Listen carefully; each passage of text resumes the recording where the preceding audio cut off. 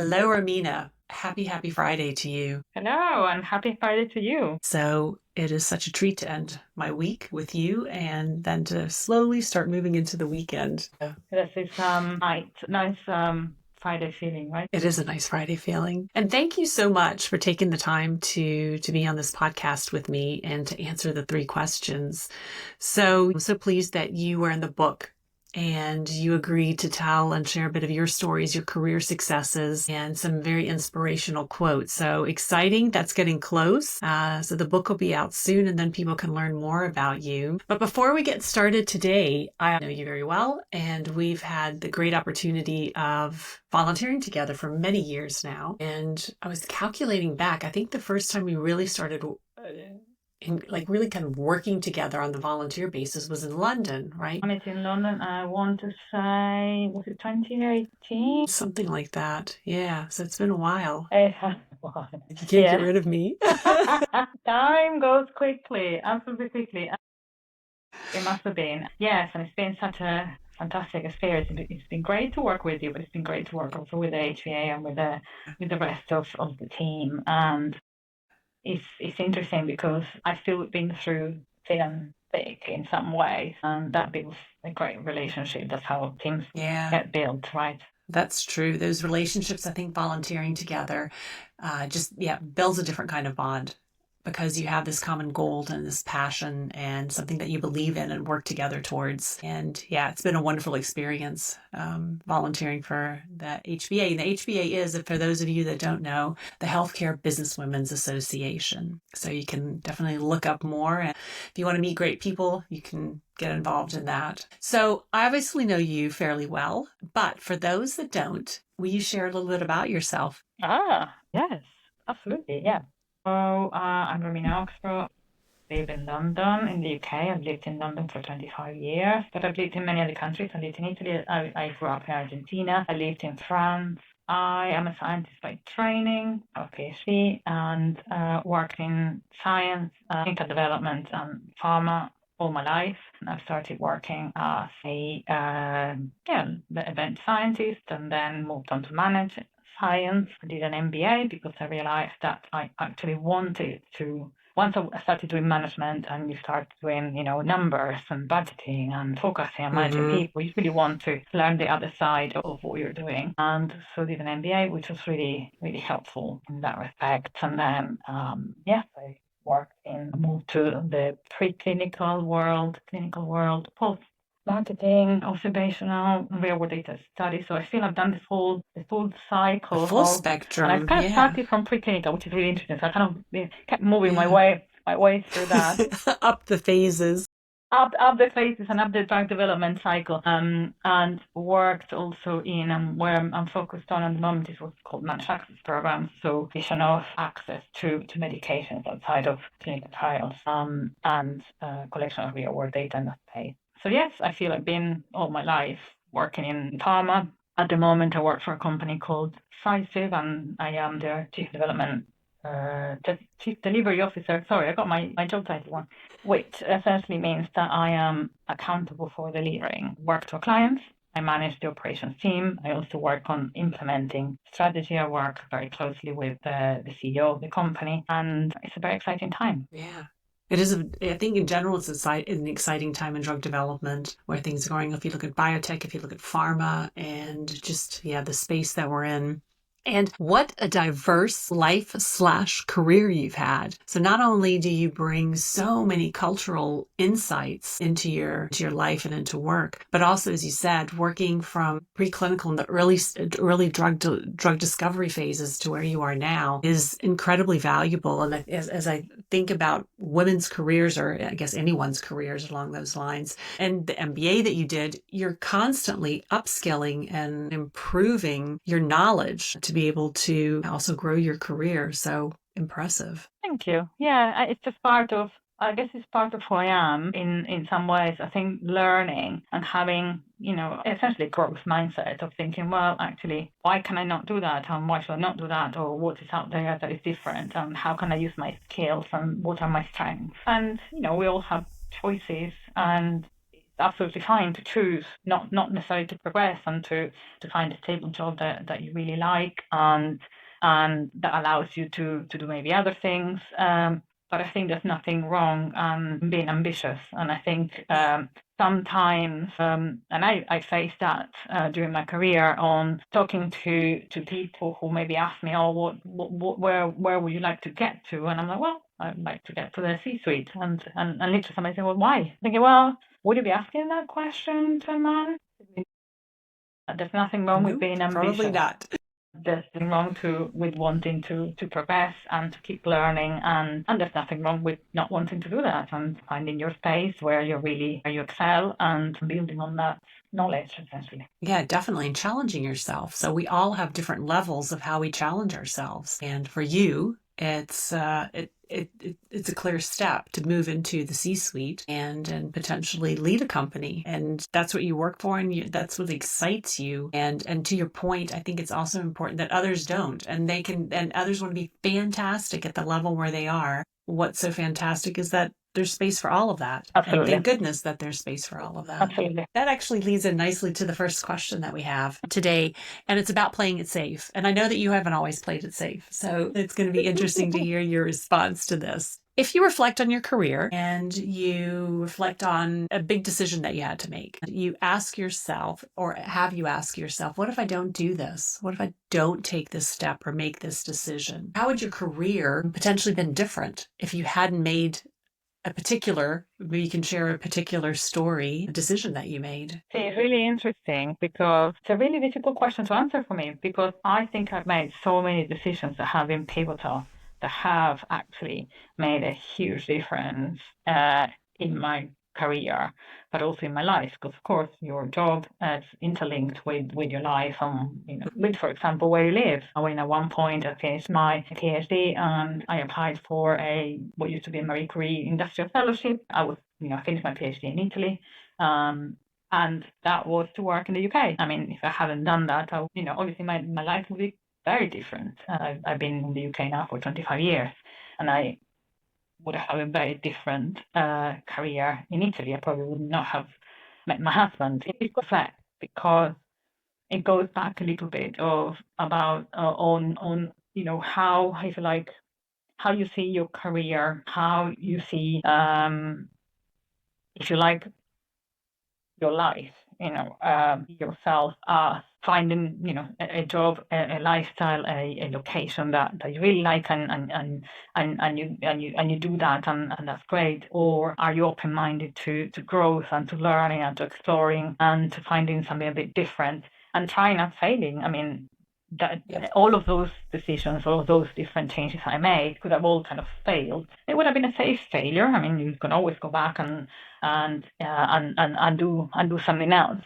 And even within my my career, and I can genuinely say, I've never moved to the same role as a competitor. Again, there's nothing wrong with doing that, but that would have been moving to the same role. I've always moved to roles that were quite different from what I was doing before. So I guess it's just the way I am, I suppose. The way you work. And are you nervous at times when you take those Oh, decisions? absolutely. Oh, I'm a list Yeah. person. I have done so many pros and cons lists. So I would sit down and do, okay, pros, cons.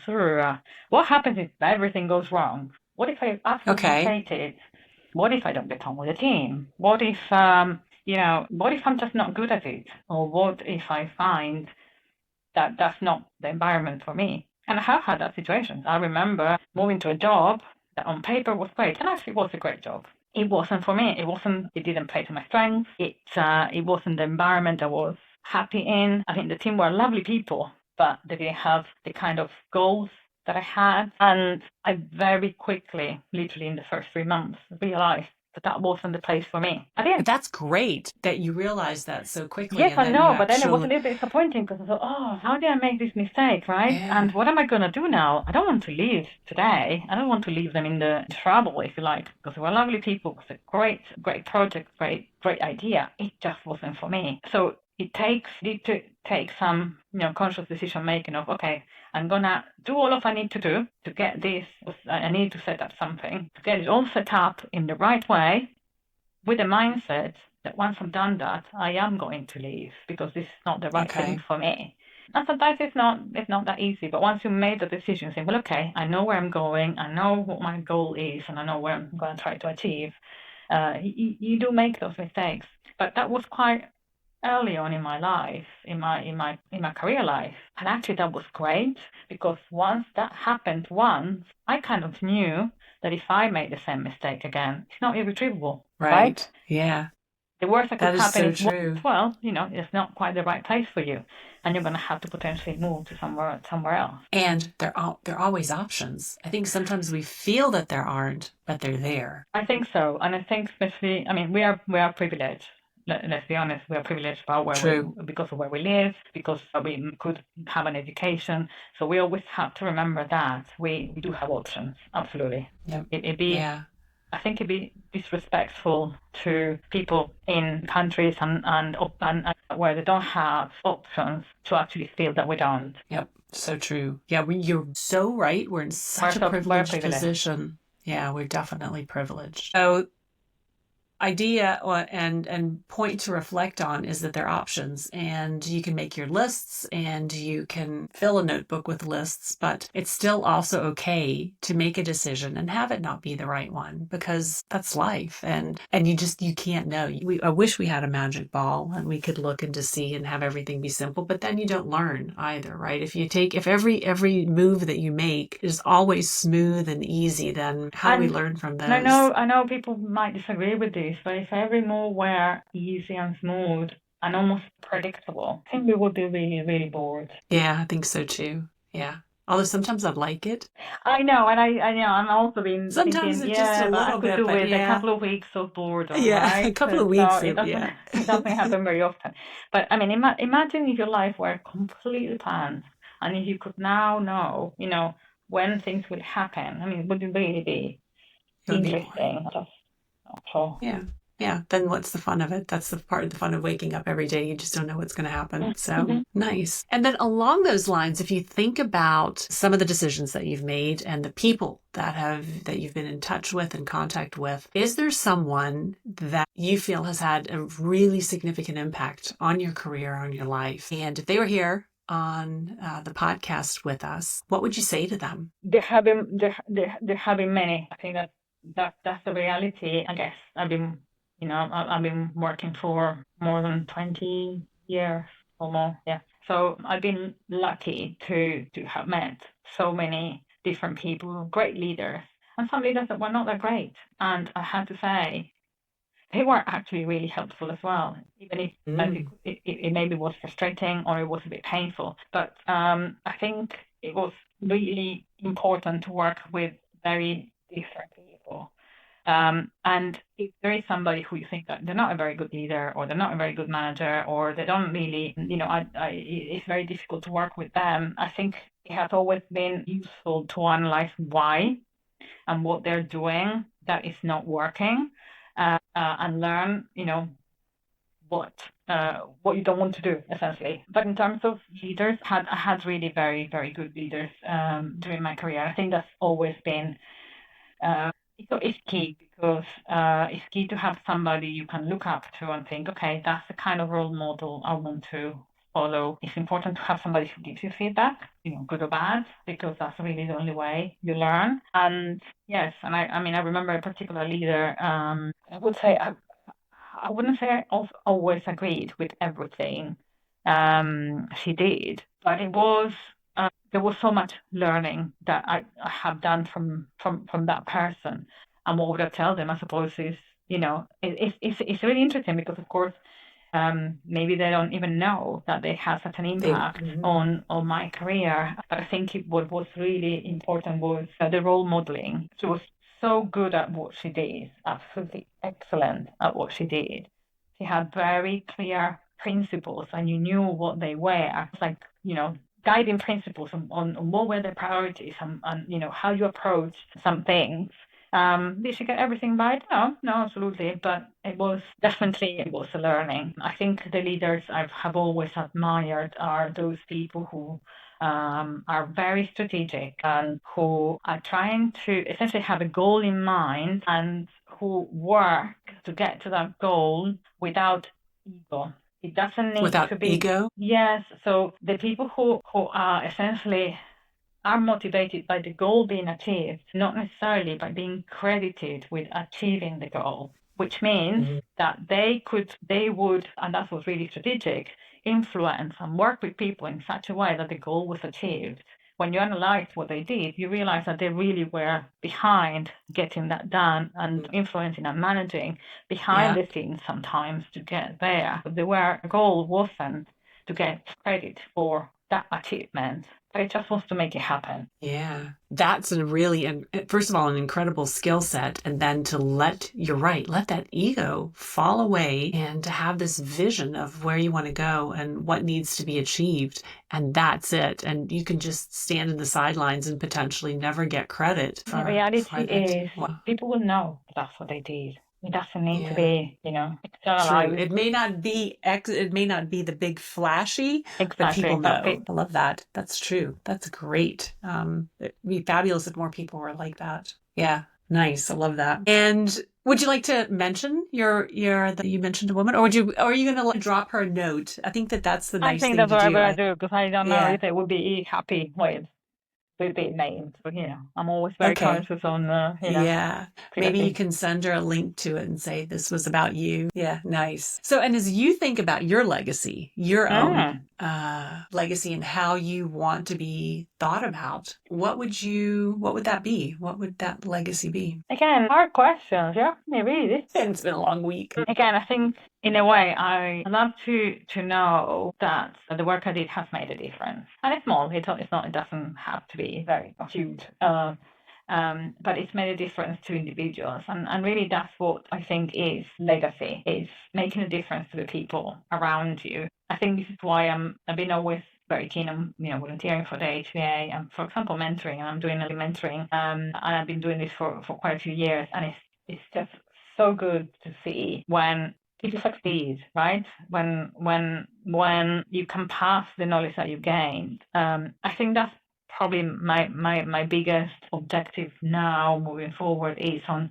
passing on the knowledge of all of these years of doing what I've been doing. And I mean, I'd love for people, for example, to say that that I was a good leader, that I could get things done, that they always knew what the vision of what we were trying to achieve was. So I think that those would be great legacies. So I'm not thinking about anything big, but No, but in those could making a be big. difference, make a That's the difference to the thing. people Yeah. around you, essentially. Yeah, but that could be significant. You never know where those people are going to go and the impact that those people are going to make. And I think that that's the Never. beauty of living in your legacy is that what we do today can have such a long-term impact on others and keep going. And those individuals then on others. So Absolutely, and you never that's know. what being humans is, isn't it? And Yeah, yeah, yeah. And it's, yeah, such a beautiful cycle to it's the pass cycle of on. life, I guess. Yeah.